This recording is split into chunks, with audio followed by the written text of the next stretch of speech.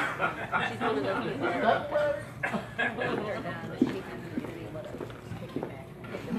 Hello, everyone. Turn it on. That's right. Right here, Yvonn.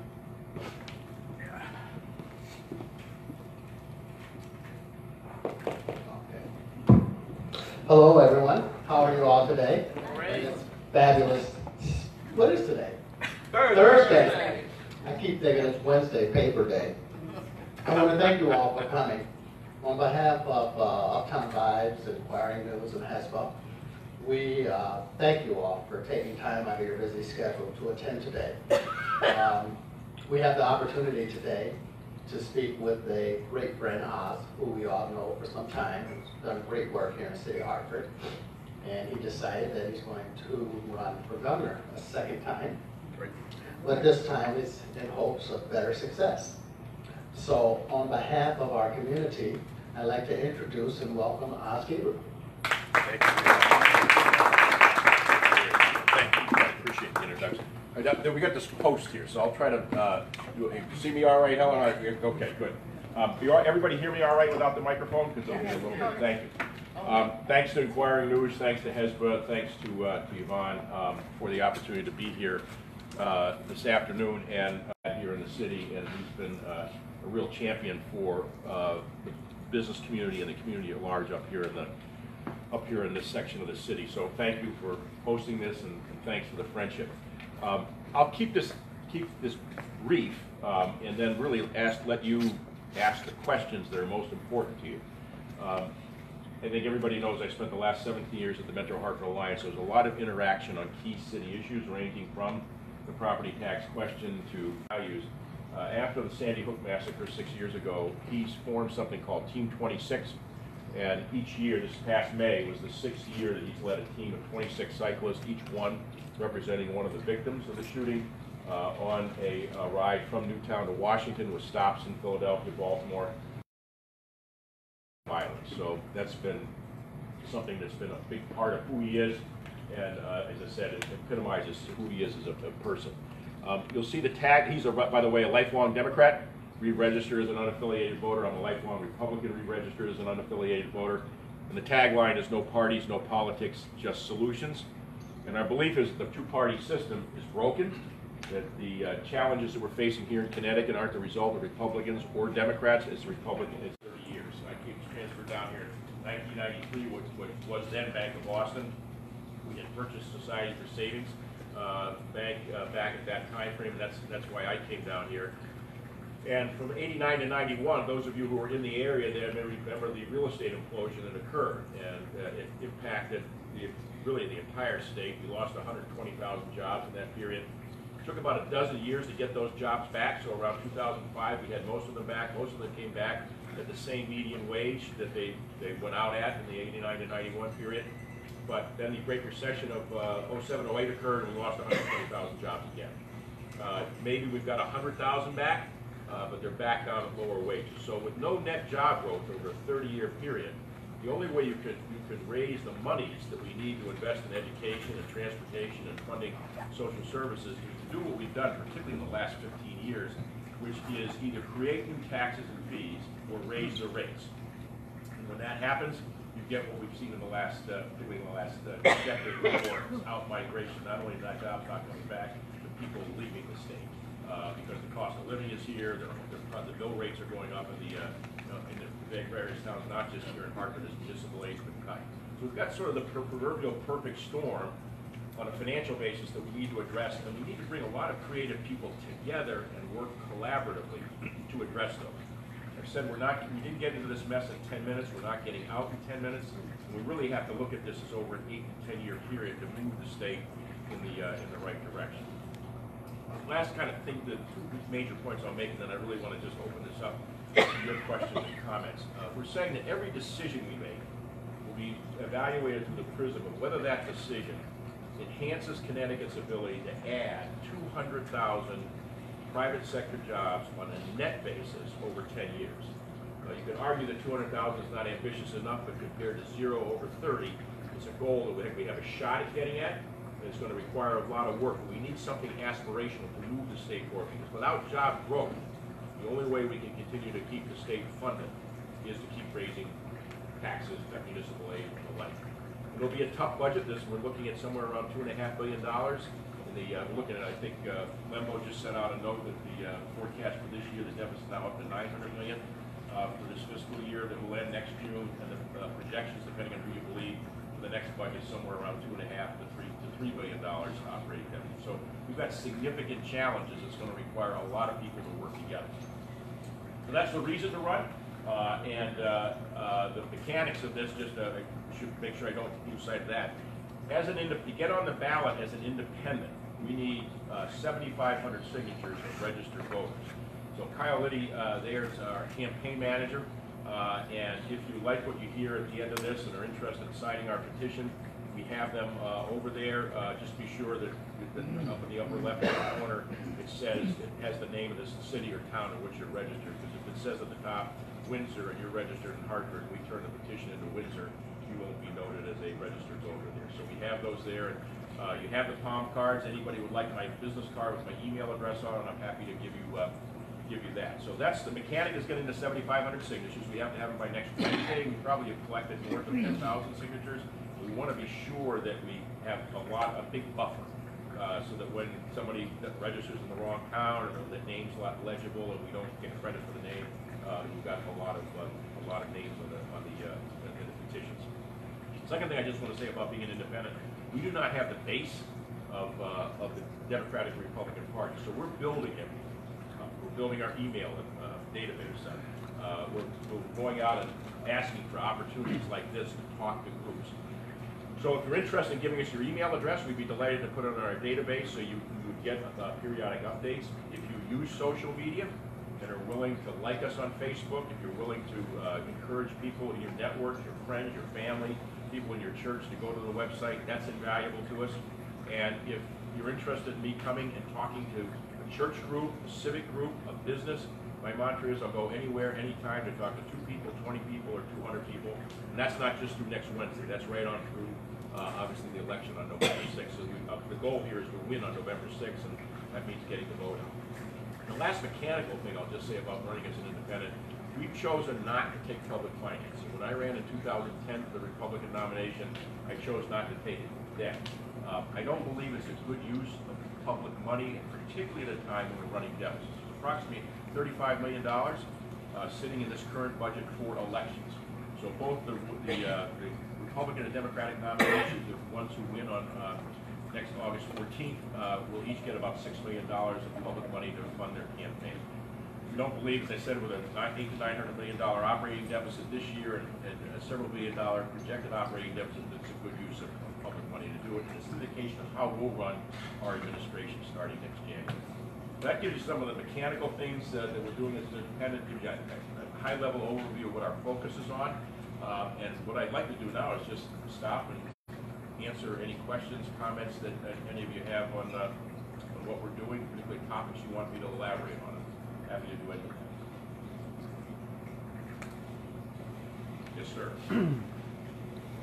I had a question with respect to some research I'm doing about gun violence in Hartford, but really going to a related issue of mass incarceration. And what I'm wondering is, how could the ripple effects of mass incarceration be addressed so as to improve the economic future of Connecticut as well as the human future, children's future? Right. Well, I think the way we've looked at this, I think Governor Malloy has really done a very admirable job of talking about the Second Chance Society, and that Commissioner Semple has made a real effort. I think it was in today's paper I saw pictures of a number of folks getting their degrees from Middlesex Community College who are incarcerated to give them a chance to come out. Clearly, these societal problems. I don't need to tell a group like this. It's not one thing. So the whole education system, how are we dealing with individuals who aren't reading at grade level by the 3rd grade, what the projections are for someone who's not reading at the 3rd grade level to ultimately be incarcerated because they don't have the skill set to move forward. That's part of the discussion. The idea of providing individuals who are serving prison time for crimes committed, to make sure that they're not only getting a skill set when they come out, that we've got a private sector that's welcoming those people in, and that's somewhat easier said than done.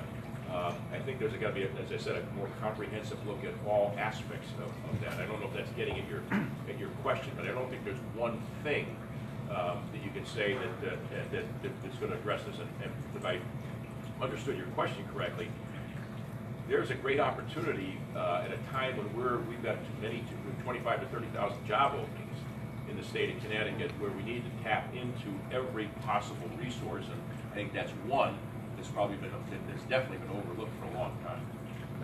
That's what I was thinking about, actually. Many of the colleges that are running right now are talking about doing away with taxes. We've heard that every single year, more so when Rowland was in office. Yes. Is it possible at all, fiscally, to discontinue income tax? Income tax. So if you believe any of that, I have got several bridges that I'd be happy to sell you before I leave, and it'll help finance our campaign. The numbers are pretty stark. We have roughly a $20 billion statewide operating budget, and of that $20 billion, about $10.5 billion comes from the personal income tax. I don't see any way, and by the way, I don't even think it's the right thing to do, never mind whether you could do it. I think that most other taxes, sales taxes, are much more regressive. A personal income tax, I think, is part of the mix that you have to have. I think the fact that the rate has gone up in kind of an inappropriate, an accelerated rate, is definitely something we need to address. But in the near term, with a $2.5 billion operating deficit, this first budget we submit in February is going to be ugly as sin. I don't see how you're going to be able to cut any taxes.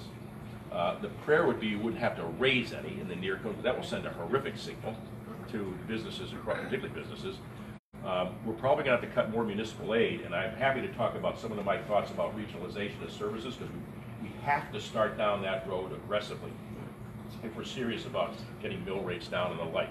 But the idea of getting rid of taxes in the near term, I think, is a fool's errand right now, and I think it's people being disingenuous if they think they can do that. So I said to one of the candidates has said they're going to phase the income tax out.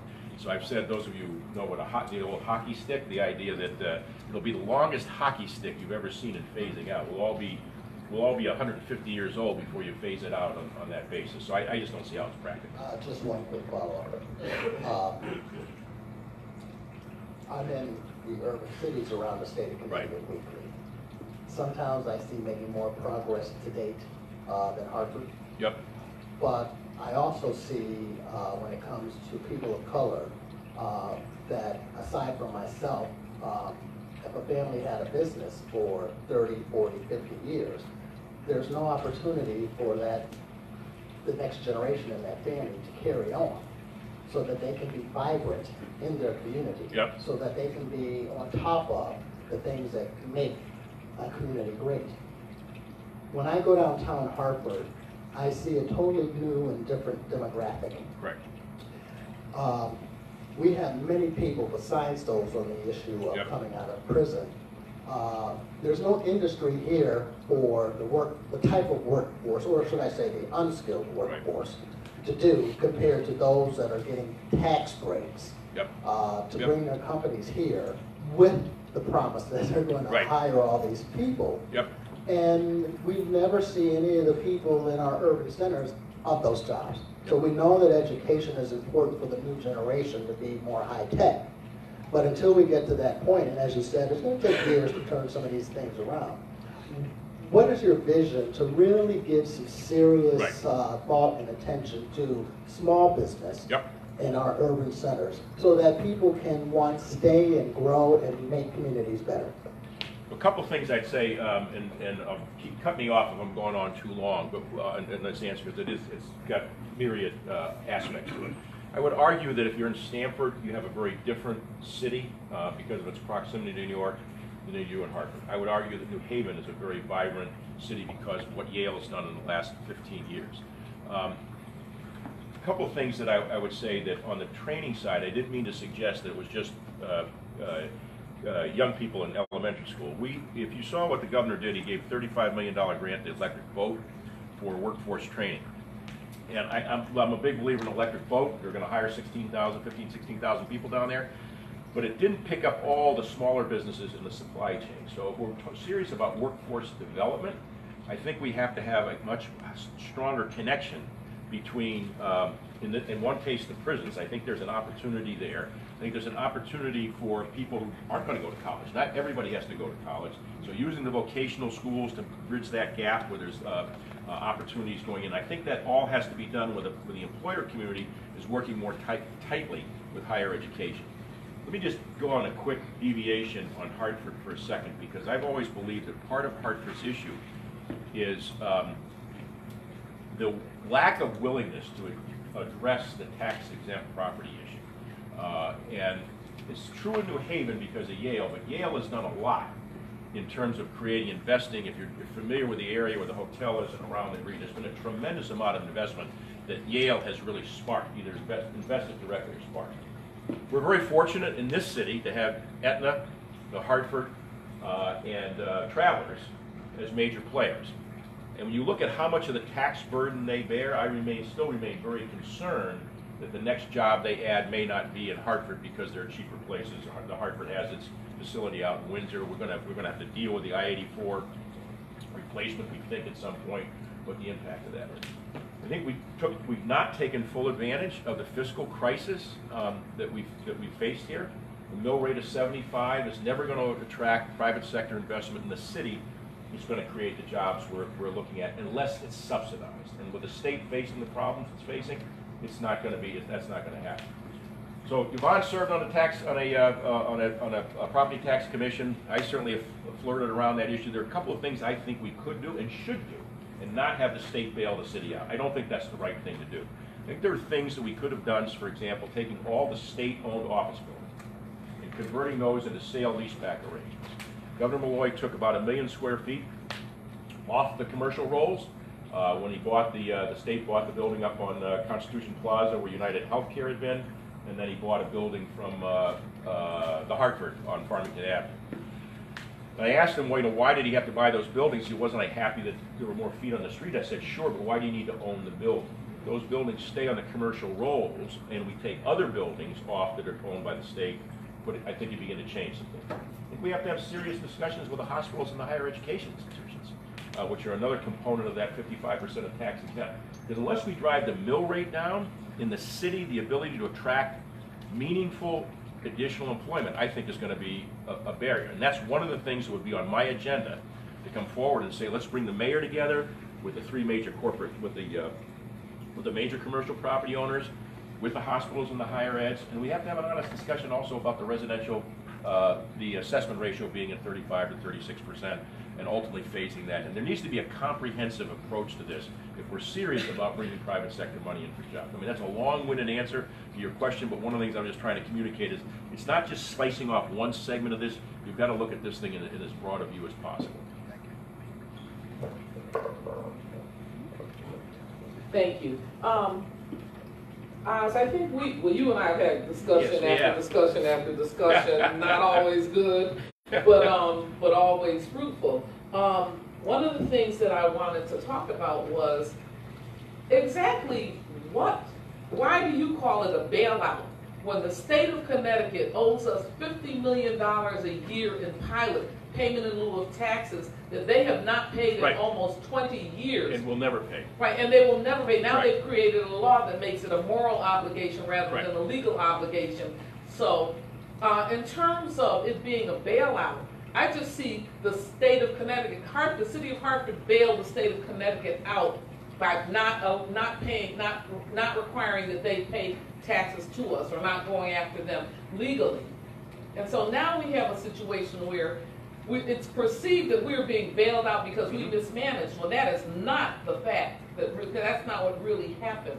So my question to you is, short of calling it or referring to it as a bailout, we have to talk about the fact that the city of Hartford tax residents are paying 100% of the cost of over 100,000 commuters that come into the city every day. We pay their police protection, their fire protection, their street maintenance, and this is what Hartford taxpayers have to pay. And now you're talking about increasing the taxes of the residents. Right. Until they're level with the taxes of businesses. No. So, Okay, go ahead. yes. So right now our taxes are increased every 2%, 2 mils every year until it's level with the business at 74 mils, which will mean my house will probably be about $15,000 a year in taxes when I'm too old to pay that.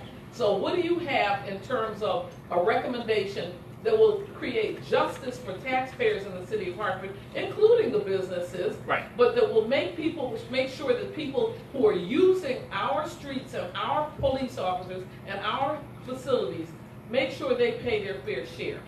So two things. One is the goal is to drive the mill rate down. The mill rate goes down, your taxes don't go up. I just want to be really clear that the goal is to drive the mill rate from 75 down to something to 50 or under. I believe if you get to 50, you will see more businesses come into the city of Hartford. I mean, I've let Yvonn and others speak for themselves. When you've got the property tax on equipment as well as on real estate, the number of businesses I've talked to over the years I've been here that just move across the line into Wethersfield or move across the line into Windsor, they exist. And until you get that mill rate down, this problem will go on and on and on in perpetuity. So my point is that the idea of getting the state to flip its properties to commercially rented places will do a tremendous amount.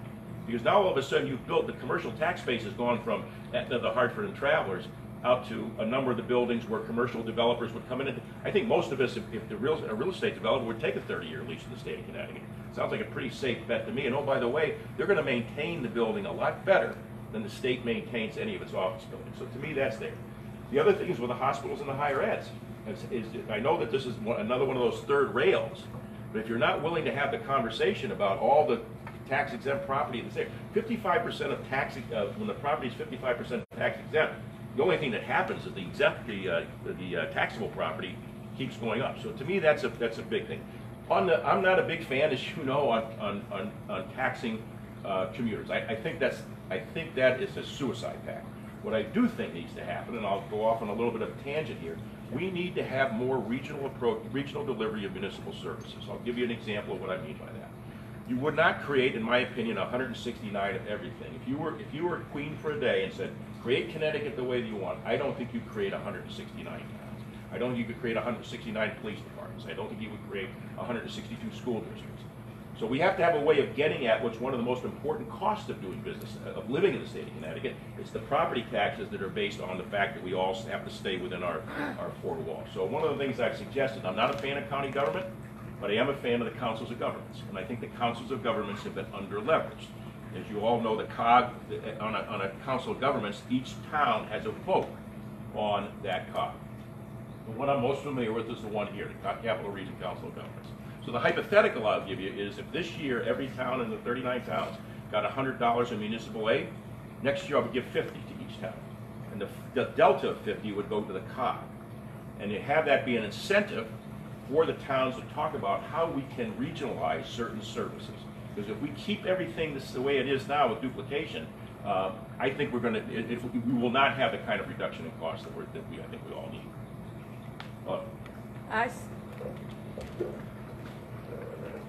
By the way, Helen, I'm very glad that microphone came back when you were giving me the blessing, because I was concerned. Okay, thank you. God is good. Yeah. God is good. Okay, you know, I'm sitting here and I'm trying, and I am learning, because when you say the only way we could get the mill rate to come down, right, is the state right now are purchasing all these buildings. Yep. If they stop purchasing these buildings and taking them off the tax roll and pass it, yeah, when they purchase a building, they're not really paying taxes like we do. Correct. Okay, because let's say I'm the owner of a six-family. Yep. Okay, and that's taxed at a commercial rate. Yep. And that's high, the right, same rate that you guys are on here. Exactly. Okay, so I know exactly what you're talking about. And when I talk about a little piece of strip of land that I have down here on Main Street, Yvonn, and that tax is sky high. It just went up in the last 2 years. It's like triple with the taxes because they put it under the commercial rate. Okay. Yep. So I'm looking at what you're saying. If we take some of these buildings that the state is purchasing, you know, instead of putting them tax exempt, now they would be paying taxes, and then our taxes won't be as high. Correct. But it seems like there's some kind of conspiracy, something going on between the city and the state, because the state is buying these buildings, and then they're leasing some of those buildings. I mean, they're using them for themselves, right. But a lot of those buildings are being leased out to the city. That To the city. Now, the city is paid. We got a lot of buildings in Hartford. Yes, I know what you're talking about. They're being leased by, you know, from the state. Yep. So it seems like it's something going on there. And they know what they're doing. They're really hurting us as residents. We're paying these taxes, but they're getting over. Right. Well, the city don't have to pay taxes because they don't own the building. Right. The state, you know, so nobody's paying taxes, but the taxes are passed on to us as residents. So you're saying the best way to get that mill rate down is the city needs to the state needs to stop purchasing all these buildings. Correct. And the city too. Correct. Okay, purchase them and then put them in a non-taxable status. And if they need the space, then lease the space. Yes, right. That's But then right. there's a lot of property in Hartford that private owners have, and they can help them fix up their buildings so they can rent out to the city also. Yep. Because a lot of the city departments, you know, they're renting these big buildings downtown, but you can come out, if you want to make it, you know, come out to the neighborhoods too. Right. And rent some of these buildings, these empty buildings, fix them up, and that way we could all work together. I just went quick, Henry and I were talking a little bit earlier, you know, the ballpark was designed, and we can talk about that's got its own issues. I'm happy to talk about that. It's a great facility. It's done a lot for bringing people into the city, but it's a fiscal onus on a burden on the city in terms of how it gets financed. But that was supposed to spur development around the ballpark. I know there's another developer coming in and looking at it, but I will submit to you, my belief is, until the mill rate comes down steadily towards 50, I don't believe you're going to get a developer to come into the city around it, because or they'll come in with a half-assed project that really won't help anything. The more we can drive that mill rate down collectively, the more chances we have of getting private sector investment. And one of the key things is to get the state out of building ownership. There's no, other than the capital, let the state own the I get that. You want to own the Capitol building, probably own the LOB, probably own the state Supreme Court building. But other than those three buildings, which are true public buildings, all the office buildings ought to be on a sale-leaseback arrangement. I agree. So you propose to work with that? Correct. You get in? Yes. Okay. Yep. Oh, while I have the mic. Yeah. I just want to say, I worked with the Workforce Development Program years ago, okay? And we used to have a Hire First program. Hire what? A Hire First. Hire first. We work with the businesses, the contractors out there, and they hire the client first. Yep. And then they train them. Yep. But we had, what it was, we worked with the employer, the contractor, and helped them with their taxes. Yep. And they hired that person up front. Right. But what we do a lot now, the reason we don't have the job like we should, because we train and then we hire. Right. They said they're gonna hire. So we got a lot of people out here walking the street, going through all kinds of training, but never get hired. Yep. But I think we need to go back to like a Hire First program to work with the employers to have them to hire that person. We work with them to hire that person. Now that person already got a job. Right. Yes. Now you work to try to keep that person there, and we all work together. We need to go back to that instead of training, because everybody wants training dollars. Yep. But nobody wants to, you know, they don't help that person get a job afterward. So I propose that program come back, hire first, and like I said, give the employer an incentive by reducing their taxes or whatever, because they're going to be helping, you know, these people get hired. One of the things we've talked a lot about, and this is true more for advanced manufacturing than anything else, but the apprenticeship programs. And one of the things that I didn't understand that the governor did is he vetoed a $750,000 apprenticeship program right at the end of the session that had been passed unanimously by both the House and the Senate. There was something about feeling that small business was getting getting some kind of a tax break. But for $750,000, that was a match for employers to bring apprentices in. And I think that's your point about hire first. It's about the training. If you've got to find the employer somewhat in the middle and providing appropriate incentives so that an employer will engage with it as Nantucket or other schools where you can bring apprentices in. It's got to be part of it. And this goes back a little bit to the prison question. How do you start finding ways to engaging, to your point, engaging employers with prospective employees in an apprentice type concept? Okay, what other thing? I just want to this last thing. She who talks to God gets to keep the microphone. Okay. Work study. Yep. I like that program. We Yep. used to have that long time ago. Right. Where a lot of young people do not want to go to college. You do everything you can Correct. to try to get them to Absolutely. college. Yep. Okay. Yep. They don't want to go. They're just not college material. Right. And that was something like the hybrid, the work study program. We Okay. had contracts like with Aetna Insurance and different companies. And they were, these kids, when they went to high school, they finished up their high school with that particular Correct. company. That company like hired them and helped got them through high school. And when they got through, graduated, they graduated, you know, with like an Aetna or Right. whatever, Yep. and Weaver. And those kids came out Right. and they had good jobs afterward. I would like to see that happen again. Well, the also. Hartford and Travelers still have those programs. They're very Right. robust. The Edge program that Travelers has, and I forget the name of the program that but they're not enough jobs. They probably changed the name, it wasn't Yeah. work study. They're probably about Okay, we 20 can push kids in a that class, forward. so you're getting a slice, Yes, but they're not enough of them. right, okay, thank you.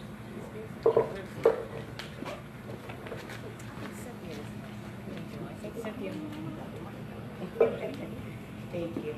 My name is Desiree Hayes. Hi, Desiree. And I do want to address what Helen Nixon said about Yeah. the work study program. Right. They had that when I was in school, but Right. right now the problem is I am looking for a job, and it's very hard for me to find a job. And then when they look at me, I might look younger, excuse the gray hair, but as they look at my application and they see my age, then they say, I'm having a hard time finding a job. So I'm really looking, I've been different places, Yeah. and I'm still having a hard time finding a job. The last job I had, I worked at a doctor's office. I worked there for a year, which was a tremendous job for me.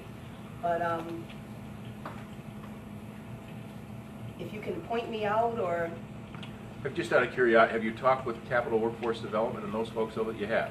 Okay. I've been hanging with Miss Nixon, she also been helping me. Okay. I have a beautiful resume. Well, yeah, I'm happy to take a look at the resume. That's easy enough. I'm happy to take a look to see. I've got some friends that are still in the search business, and be happy to send it along to them. I'm not going to obviously promise anything, but I'm happy to augment what you're already doing. Okay. All right. I'll do the best I Well, can. give me your business card. Oh yeah. Yeah. Yeah, my business. Thank you. Go ahead. So I've been reading a couple articles about you because, to be honest with you, I have never heard your name before. And I'm curious as to what you see the goal of privatizing the Department of Economic and Community Development, especially since that has been providing grants to businesses throughout the state. My concern is once privatization comes in, that those funds will be eliminated for those businesses. And this neighborhood in particular, discounting downtown. Let's ignore downtown. I understand. What I have seen in this entire area, living here now for over 10 years, is that there isn't enough of an incentive or pathways for entrepreneurship to begin within these neighborhoods. A lot of the men that want to begin businesses have criminal records, and finding funds to get anything started is almost nearly impossible for them. So again, going back to my original question, Sure. with all of this information, Sure. is what is the goal of that? The goal, if you are familiar with what the question is about something called the Department of Economic and Community Development, which is our economic development arm for the state of Connecticut. It's got about 180 people working there. Actually, I think there are 12 bargaining units. It's a very challenging place to manage. The most important thing I can say to you is I believe if you're going to have an economic development strategy, you need business people as part of developing that strategy. And so what I've looked at in places like Florida and Illinois, where they've taken their comparable economic development entity and creating a quasi-public entity, where the board members include business leaders who are actually out employing and investing and know what their needs are and know how they're going to help recruit other companies to come in, to me is the essence of what economic development is. I don't believe, it's a little bit like the state owning office buildings. The state's expertise is not in owning office buildings. The state's expertise is investing in transportation, it's investing in education, it's providing social services for those in need. That's, to me, is what state government's key responsibilities are. The idea of economic development, the governor, what I've said is the governor has to be the chief marketing officer for this state. And the most important thing we need to focus on is current employers. So one of the things I expect to do is be out talking regularly to small businesses like Yvonn's, talking regularly to entrepreneurs who are frustrated in terms of what they need to get done, talking to our major employers here that are key to make sure we're keeping the jobs that are here. If we're going to get 200,000 net new jobs in 10 years, we've got to stop the leakage out the back door. And so to me, there's a lot of discussion that has to go on, and I think that's done much better with an economic development agency that is a quasi-public as opposed to a state agency. The individuals then are not, they're working for the agency, they're not under state contract. You have a lot more flexibility in terms of how you hire, what kind of skill sets you're looking for. People don't have bumping rights to go in from one agency to another. To me, that's a critical thing to be able to have a robust economic development organization. I'll bet you can do it with a lot fewer people in terms of what you're trying to get done. Separate that, if you will, from the grant program. I think they're distinct. If we want to keep a program at the state level, at the first 5 program, I do not believe is a good program. I believe the what do we call the small business program's got a name. I forget what the name is. Up to $250,000. I think there's value in finding ways to incent, appropriately incent and support small businesses. But the most important thing state government can do with your money is make sure we've got a transportation system that works for folks, that we have an education system that works for folks. To me, that's the heart of entrepreneurship. And the idea, I mean, you may be aware of some of the things that are going on in fintech, getting some of our major employers to help, the Aetnas and the Travelers, to help finance some of these startups, I think are critical. The last thing, I'll beat the dead horse one more time. We lower the mill rate here in the city. The city itself is going to be a more attractive place in which to do business because you won't have the same cost. Oh, one other quick thing, I don't know if I was talking to Yvonn about this earlier. One of the things I would do is eliminate the $250 business entity tax. It doesn't drive that much money into the coffers. It's viewed as a real pain, and it's a disincentive for people to start, and it's something I think we could do right away in the first budget. Hi, Henry Alexandre. I know we've been talking a lot about the city, but as governor, you're going to be governor for the entire state, and I'm looking forward to that day. Yes. Could you tell me, in your opinion, what are the biggest burdens in the state budget, and how you would address those? It's a huge issue, Henry, and again, I want to be careful that I don't put everybody to sleep, but the single biggest fiscal impediment we have is the unfunded state retiree pension system and state retiree healthcare system, along with the state teacher retirement system.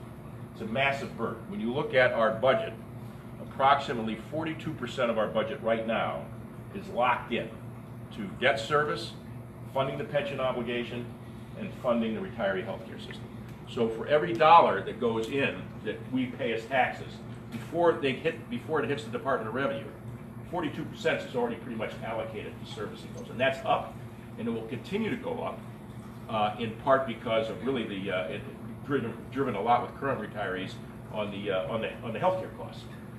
When you've got, as we all are, living longer, we know that the costs of healthcare keep going up. So the biggest issues to me are how are we going to get, in a constructive way, not demonizing either former state employees or current state employees, how do we get at this issue in a constructive way? So one of the things, Henry, I'll say to folks like yourself who are retired, I'll say you're getting your pension checked in. And You'll say yes, and I'll say, how confident are you to get it in 20 years? Some people will say, I'm entitled to it, and others will say, I'm skeptical. And the point I would make to a current pensioner is be skeptical. And the closer you are, if you're already retired, be skeptical. If you're 55 and you're 5 years away from retirement, be really skeptical. You can't ignore things like the city of Detroit. You can't ignore what's going on in Puerto Rico. You can't ignore what's going on in places like Central Falls, Rhode Island. So to me, it's having a conversation about how do we honor the obligations at the same time that we have money for children who are in pre-K education.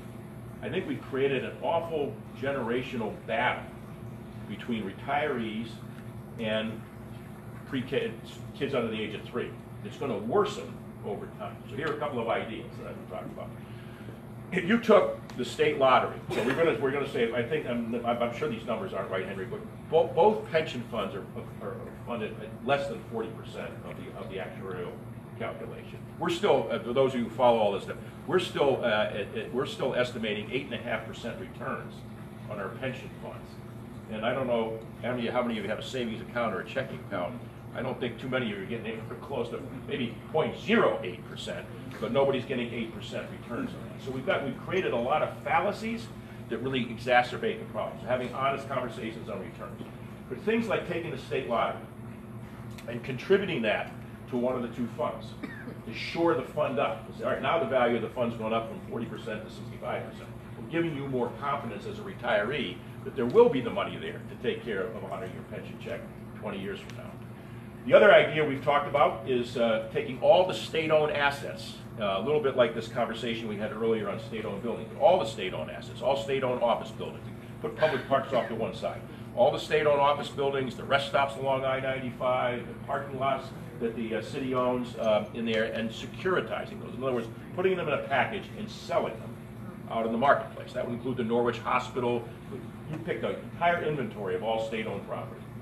And contributing that, the proceeds from that into one of the retirement funds. Again, so you're raising the value of it. What I would want in exchange for that is an honest conversation with the unions to say, all right, what can we do about, we know that your pensions are constitutionally protected. Are all the COLA adjustments protected? Or can we go back and have a better discussion about co-pays on the health insurance for retirees? Can we move everybody who's a state employee into a defined contribution plan rather than a defined benefit plan, so at least the growth in the problem doesn't occur? And then I'd want some discussions in the 2020 negotiations with the unions when they come back with base comp and work rules to have conversations around privatization so that we can have a more flexible way of delivering services. Those are highly controversial and highly complicated issues. They're not going to happen overnight just because we're elected governor and lieutenant governor. I've said that we're campaigning today to win on November 6th. The campaign to change Connecticut on November 7th along these ideas, the campaign to change Connecticut along these lines starts on November 7th. It's going to require a lot of conversations like this on a regular basis to convince people that what we're advocating is the right thing. And we're going to have to get, the idea that you can, we may not like the system. When you're elected governor, you wish that legislature would go away. The legislature's there. That's our system. If we don't work with the legislature and get folks like you to be advocates to the legislators, it won't happen. But those are the kinds of ideas that I would put on the table and want to have serious discussions about.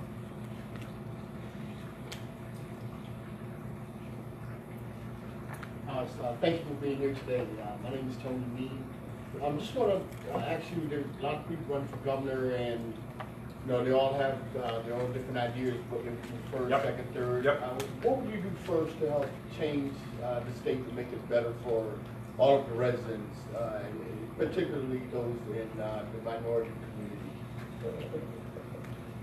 I'm not sure there's a single answer. I guess the easiest answer I can give you, Tony, is having more sessions like this. I really believe that you won't change attitudes, people won't feel respected unless the governor's going out on some kind of a regular basis and talking with people. The one thing you'll hear, the beauty of campaigning, is you get a chance to go around and talk to people around. So whether you're in Putnam up in the northeast corner, or Torrington in the northwest corner, or down in Norwich and New London in the southeast corner, or down in Stamford, everybody says the same thing, which is Hartford doesn't care about us. Hartford doesn't care about the minority community. Hartford doesn't care about this part of the state. Hartford doesn't care about this sector. And I don't know how you demonstrate your concern unless you're willing to go out and listen to people and engage them in conversation on a regular basis. So I know that's simplistic, But I believe that's how you earn people's confidence. I believe that's how you earn people's respect in going forward. I believe that's how you start bringing people together to solve the problems on a collaborative basis. It's a lot of sweat equity. If you're not willing to put the sweat equity in, that you're not going to get done. And having legitimate debates. I mean, I've said the concern I've always had about the two parties while we're running as an independent, the parties are more concerned about who's in charge, in my opinion, rather than about the residents. And that's what we're trying to change. Bring both parties together, bring the private sector in, and let's work collaboratively on these issues. And it's easier said than done. Building coalitions is damn hard. It's much easier to be a dictator and tell everybody what to do than it is to build coalitions. But that's what we have to do, in my opinion. And that has to include, you know, as we put our administration together. You know, one of the things they'll say, you got two white guys running. What good's that going to do? Fair comment on the surface.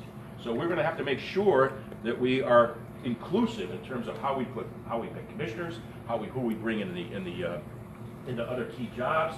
That's all going to be part of the discussion, and that'll start on Labor Day because we want to make sure we're moving forward to getting our transition team in place. It'll start in real earnest after November 6th. But people have got to feel like they're being listened to, that they're engaged in the conversation, and they're part of the solution. And I don't know how to do that except by bringing people together. Right.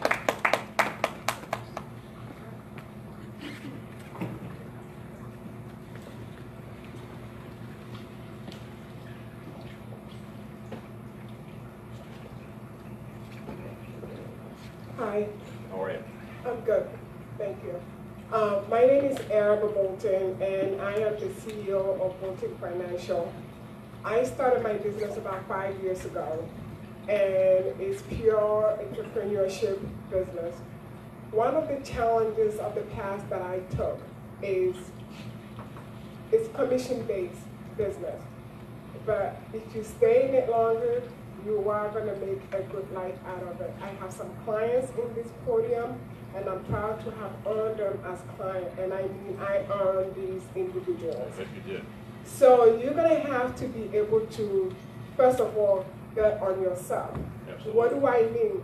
You had mentioned about pension plans. You had mentioned about people living longer. And I don't think that people do realize that retirement nowadays is not like your parents' retirement or their grandparents' retirement, where back in the days when you retired, you expect to be taken care of the rest of your life. It's not like that anymore. Right. We're living longer, and healthcare is a major, major cost. Right. A lot of people are losing their homes because of unfunded healthcare events. What does that mean? Known as long-term care. All right. Some of these homes are our largest assets to be passed on to the next generation. And the next minute you know it, it's no longer there because the government or the state has to take care of you. And if the state, you don't have a plan and it happens to you, and if the state has to take care of you, guess what? They're going to take you home. Yeah. All right? So where am I going with this? That young lady, I forgot that she said she's looking for a job. All right? Here I am, 5 years on the road trying to make something happen. I can easily hire that young lady. But why? I can't, because my work is based on commission. If I help someone solve their problem, that's how I get paid. She cannot come with me because I cannot guarantee that she's going to get paid. All right. So I applied to get a loan to be able to bring people under me, all right, because we need the social education. People like the Hartford, people like the Travelers, they are big corporations. And the problem that I mentioned, the whole personal financial education has to be from the society, has to be from the community, has to be with someone that lives, that you know and trust, to be able to guide you and say, you have to do this, you have to get prepared in order to get to that retirement place that we are all headed. So you need an army of individuals in the community, you know, educated us on how to go about that, because we know that the corporations are not going to come here and have lunch with us like the way we are having lunch today, and educated us on things that we ought to know for ourselves. So how would I be able to bring this beautiful sister on board with Thank me you. when I am struggling myself. Because if I have the financial backing, and they told me I couldn't have the financial backing because I had not established my LLC for more than 2 years. Right. All right, 2 years, a lot of plans could have been put in place. 2 years, a lot of people could have been helped. 2 years, she would have been mentored and on the road to establishing her own financial fund. All right, so what are you going to do in helping the small business owners who doesn't necessarily have these big government contracts in terms of the benefit that they are offering in the workplace? How can Right. so is there any program that we can do to bring one along? All right, and not necessarily have to worry about how can she pay the basic bills. I would love to help her, but I can't afford to give 30% of my income to her while she's learning to bring herself up. I'm not sure I'm going to answer your question to your satisfaction. I don't think programs are the answer. What I'll try to say, what I said earlier, is that creating an environment where businesses want to be, or getting rid of the business entity tax, for example, taking one cost of doing business out, taking a look in the city of Hartford of reducing the mill rate so that you can afford to live here without having to worry about taxes going up. I think that's at the heart about, because if you if the system is vibrant, entrepreneurs like you are going to flourish. Entrepreneurs like Yvonn are going to flourish. I don't think government, in my opinion, is creating programs is going to get businesses off the ground. We need to get rid of, reduce regulation, reduce taxes, be helpful to communities like this so you have more clients here. I mean, if you have more clients in this neighborhood, you would be able to hire someone else. If you have fewer clients in here, I mean, at the end of the day, people always say startups need cash. They need capital. That's always the buzzword. You need cash, right? No, startups need customers. If you have customers, you're going to generate the revenue you want. And to me, that's what government should be doing, is getting out of the way of smaller businesses, giving you a chance to flourish, having neighborhoods flourish so there are more customers here for you. That to me is what it's about. And that's where the transportation investment in education, all those things come. So somebody, for example, I'll go back to it since we got started on the prison question, somebody coming out of prison actually has a job. They become a client of yours. That to me is what this is about, and giving you more chance for success, hiring rather than saying, well, how much more money are we going to be able to give you? Because there will never be enough money in the state for all the businesses that want it. So I don't know when to get more customers, so I'll be able to hire more people like the system. Exactly. I'd be delighted to come back here and see you've hired 5 people here the next time I see you. I think one quick follow-up. Yeah. Is when me being in media, with me being in media, we see this all the time. First of all, we're going to be frank. We're going to be frank here today. We wanted to have straight talk with you guys. Right. And we know, in the last 10 years, we know, heard, and have seen, and some of us have tried to benefit from some of the state offered funding programs. Here in the city of Hartford, most minorities go to H.E.Z.B.A. Right. H.E.Z.B.A can only do so much. Exactly. We know that if places like Yvonn here, for example, we need politicians that are going to go to office after meetings like this, Oz, and still engage us. Exactly. Because no one knows better of the issues than those that live it every day. No question about it. If you live in Avon, you know exactly what's going on in Avon. I don't know. Don't really care. But I know what's going on in Hartford County. Exactly. And I know that many people come in the city of Hartford, enjoy it, and leave. Hartford is not a bad place. I continue to tell my media GMs that when a crime happens in Hartford, it is not the North End, the South End. Is it the North End or the South End in Glastonbury? No, it's not. Right. So when we go to apply for a state funding program, it's always, it's every time it's set up to fail. The programs need to be revamped. If you're starting out in business and you need capital, no one has the credit for that. Right. So we're at a disadvantage always. We don't have the generation of people, not just in Hartford, but all of these urban cities. This black community used to be vibrant. There's a new black in town. At the end of the day, my kids can't continue on, and this is what keeps a neighborhood vibrant. It's happening in the South and Hartford right now. When those Italian people leave, their kids don't want to continue. And so someone else comes and benefits. But we never get a tax break. We're not GE, we're not Hushna company that comes in and says, we're going to hire all these people, you give us some money, and we'll give you a tax breaks for 15 years. Well, there's never a program in the state of Connecticut that we want from whomever the next governor is to lay aside the baloney. Let's get Connecticut working. If it works for Hartford, it's going to work for Windsor. If it works for Windsor, it's going to work for Avon. This is a small state. We all succeed. This state is one of the most beautiful cities and states on the East Coast. No question. We have a shoreline that needs to be top-notch developed because we're missing out on tourism. But these people, we are hard-working people, and we are always there at the front line when everyone needs us, not during just election time. So I'm saying if you really want some change, you need to review from the top down of all state agencies to make the changes that need to be to take just not the poor and the rich in these urban centers, but create, look, read, listen to the past experiences. There is no reason why she should not be able to get money. My daddy died, didn't leave me no money, but 13 years later, I'm here to talk about it. All right now. But at the end of the day, you're right. If we don't have customers, we have the same sales numbers from the last 5 years.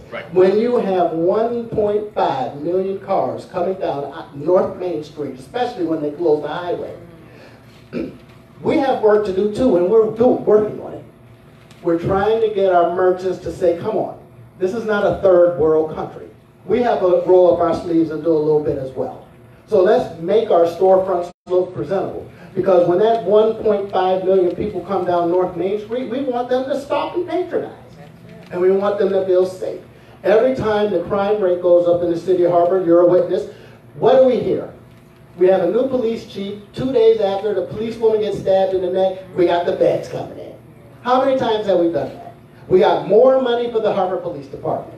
When they get their money, they go home to the suburbs and leave us still here with our problem. So who better to know how to fix the problem than those that live, eat it, breathe it, and deal with it every day? So we don't want just promises. We want politicians that are going to be here, tell us their story today.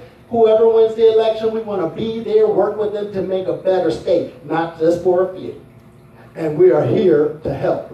But we're not going to live forever. And before we die, we made promises, commitments to our families. We want the best for where we live. I mean, I don't know what you want me to say. I can agree with I want you to say this. If this woman can't get a loan, you have to go in here and figure out exactly why. Well, why are these state agencies offering so much money to a foreign company and can't even to the local? I agree with you, Tom. I mean, I've been critical of the First Five program from the beginning. Yeah. It's a waste of money. All I'm saying is, when you and if you get there, I'll get there. What's working now is not working for Correct. us. And I'll just the most important thing you said in that conversation is I'm not making any promises. I think any politician who stands up here and tells you with a $2.5 billion operating deficit they're going to promise you X, tax cuts, new programs, is full of hot air. And I wouldn't trust them as far as I could throw them.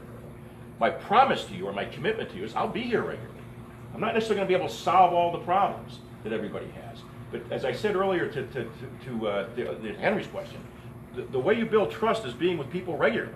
And that commitment you will get from me. Because I don't know how else you change things unless you're, to your point, the people who know this part of the city, the people who know the city best, are the people who need to have the ability to get it changed. I couldn't agree with you more. Well, we just want to put that on the record. I guess Sue-Ben's guy, he's got it on there for you. Thank you. Thank you so much, Reggie. One of the things that we have to look at is being governor means that you are over all the state agencies, which every one of them has huge disparities in how much money they spend. The government is one of the largest contractors. They do business with a lot of other businesses. Yep. And they do not do business with our businesses. I mean, we have conflicted a lot of times, but the issues that we have to do with justice. Yep. Okay? And when you talk about justice, so many times, well, the Democrat Party certainly has depended on the African American vote for their survival. Right.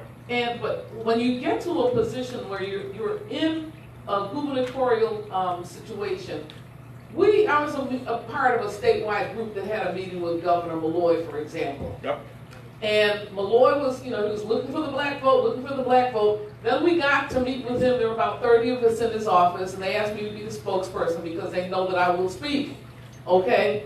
And one of the things that all they wanted to leave with was one person, 1 out of 25 cabinet members would be the urban coordinator and would be in the governor's cabinet. So that we would have someone to address the disparities in each one of the boards of the departments, and that the ear of the governor would be there. Right. But his response was, "I am your urban coordinator." And then he looked and he sat there, and people got kind of shocked. Then he went on to say, "How would you like it if somebody came into your house and told you how to run it?" And then he got worse. And he said, "You just want my job." And I'm sitting here quietly, but everyone knows how quiet I sit until I get to a point where it's ridiculous. And I said, Governor, I said, I don't want your job. And I said, given in another 3 months, you're not going to want your job because those unions are going to be in your case from now until you leave here. And it's not going to be pretty. Why? Because he wouldn't even consider one job as an urban coordinator to work with the different departments to resolve the issues of disparities. One agency that still does it has 71% termination rate, DEMIS. 71 termination rate of blacks and Latinos. Okay? How when they're like 2% of the agency and 71% of the people fired, black and Latino. So when you talk about, all we're asking for is justice and an opportunity for our people to be hired, right, and our businesses to be contracted with in the same percentage that we are in the population. And people that don't understand that don't get it. It's not, in terms of Hartford, we're being pimped every day that we get up. Why? Because every day we have to pay for people to come in from out of town, drive across our streets that we have to fix. We have to plow the snow, plow the snow. We have to provide police protection. We have to pay police overtime. But you stand here and say you don't believe that we should have a commuter tax. Well, if you lived in New Jersey and you lived in New York, you would be paying a tax for going and working in another city. Yep. And so why should we continue to be pimped? And why should we continue to pay the bills of people who come in to take the jobs and are not even just about the jobs that we get? And I don't think that this woman over here is not being hired based on her age. I believe that she's probably been discriminated against since she was born, before birth, because she's black. And I think we need to recognize that we're going to have to cross those barriers, and we're going to have to work together. And we have boards and commissions that pay $90,000 a year and more. No one has come in here and talked about who they're going to help us getting a fair share of the boards and commissions that pay. They even are the ones that don't pay. So we really need to take a real look at what's going to happen when somebody becomes governor.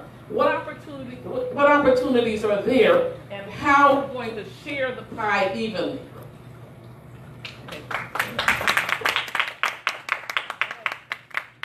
Response or yes, yes. Okay, I want to be sure. I would like you to say that I will be blacker than you. I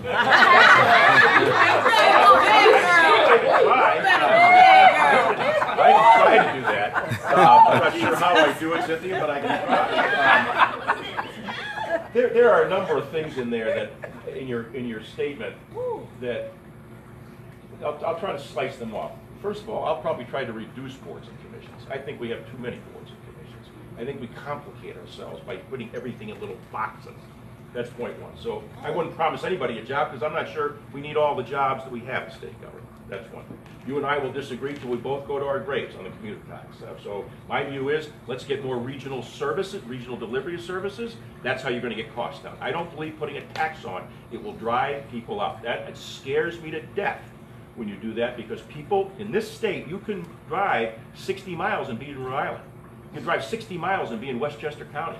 People can leave this state, and it scares the death of me when people say we're going to put another tax on because they live in a suburb. I think regionalizing the services to get at the costs are absolutely spot on. The thing that to go back to the way you started that question with Governor Malloy and the urban I'm not going to repeat what the governor said, but I really believe that the only way that I can earn your trust and the only way I can understand what your issues are is to be in a regular dialogue, not with one person. The challenge I always say, you create the urban coordinator, right? That just means the governor doesn't do anything because the urban coordinator is going to do it. I don't believe in that. You're electing me as governor to be the governor of the people, not to create more agencies in which I can fob off the responsibility. So yeah, I do expect to have regular conversations with you and others around the state. I do expect, apropos of this earlier comment, about being in a room with people who are concerned about the community. I'm not going to promise you I can cure everything. That would be foolhardy of me. But the idea of having some dialogue, where can we make some differences? Where can we can slice off little pieces at a time to make this area better? And I don't know how that works. I mean, all the years I was at banking, all the years with the Alliance, anything we ever did, it required a lot of patience, it required tenacity, it required a willingness to have an argument over an issue, not over a person. That to me is what it's all about. And it's as I said earlier, it's hard work. But I wouldn't create it. I would listen to the idea of an urban coordinator, but I'd really want to probe that and say, well, what are we going to get out of it? What do you want to expect out of it? What am I going to get? What is the state going to get out of it? I'd like to have that discussion in more detail than just saying, I'm promising you we're going to have an urban coordinator. I'm not going to say I'm going to be your urban coordinator the way that you said Governor Malloy did, but I expect to be in regular interaction and interchange with you. Yes, ma'am. So with all due respect. Yeah. You don't even need to give me the due respect. You can just fire away. With all due respect.